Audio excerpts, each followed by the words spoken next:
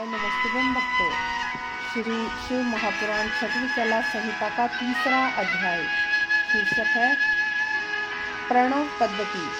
शिवजी भगवान बोले, हे देवी, जो कुछ तुमने मुझसे पूछा है वह मैं तुमको कहता हूँ, ध्यान पूर्वक सुनो। इसके शरण मात्र से जीव शिव के समान हो जाता है। प्रणवात्मक मंत्र सब मंत्रों का बीज है और वही बीज वृक्ष के समान सूक्ष्म से भी सूक्ष्म और बहुत स्थूल वेद का आदि, वेद का सार और मेरा स्वरूप है। वही तीनों गुणों से परे सर्वज्ञ और सबका करता है।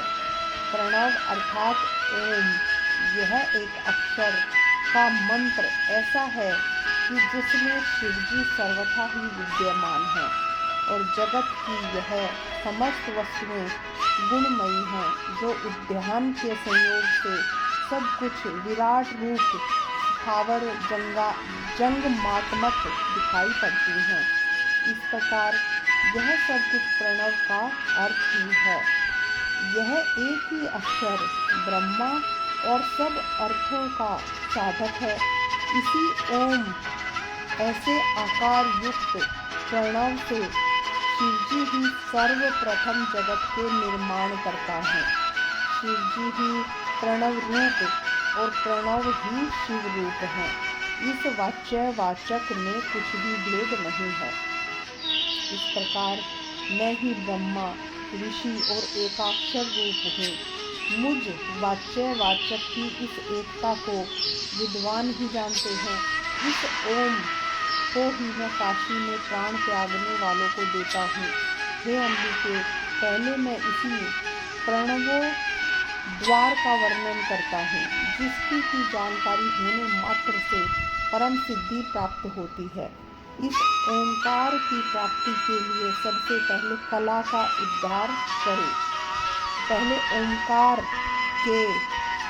आकार के आश्रित निवृत्ति कला का उद्धार करें, फिर उकार में ईंधन कला का, मकार में काल कला का, नाद में दंड और बिंदु में ईश्वर कला का उद्धार करें। इस प्रकार पंचवर्ण रूप प्रणव का उद्धार होता है।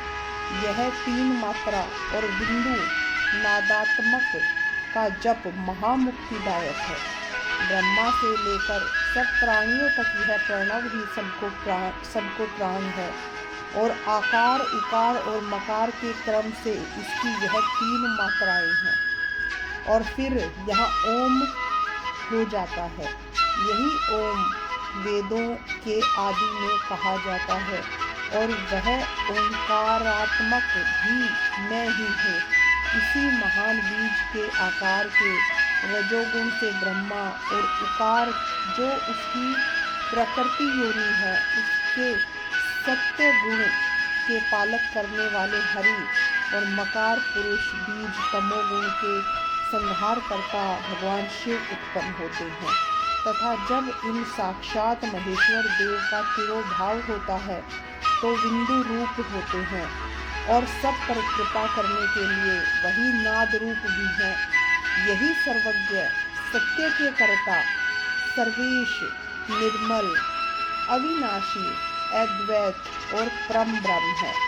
वही आकार की उपेक्षा में सबसे व्यापक और आकार के अपेक्षा में ओंकार रूप में सर्वव्यापक और उकार आकार के नीचे के भाग में व्याप्त है। इस प्रकार की भावना करें। इसी प्रकार इन आकार आदि पांच वर्णों में ब्रह्मा के स्वरूप को ही देखें। सद्य, वामदेव, घोर, पुरुष, ईशान, यह क्रम से मेरी ही मूर्तियाँ हैं। इस प्रकार श्री शिव महापुराण छठवीं कला संहिता का तीसरा अध्याय समाप्त होता है। श्री शिवाय नमस्तुभम भक्तों।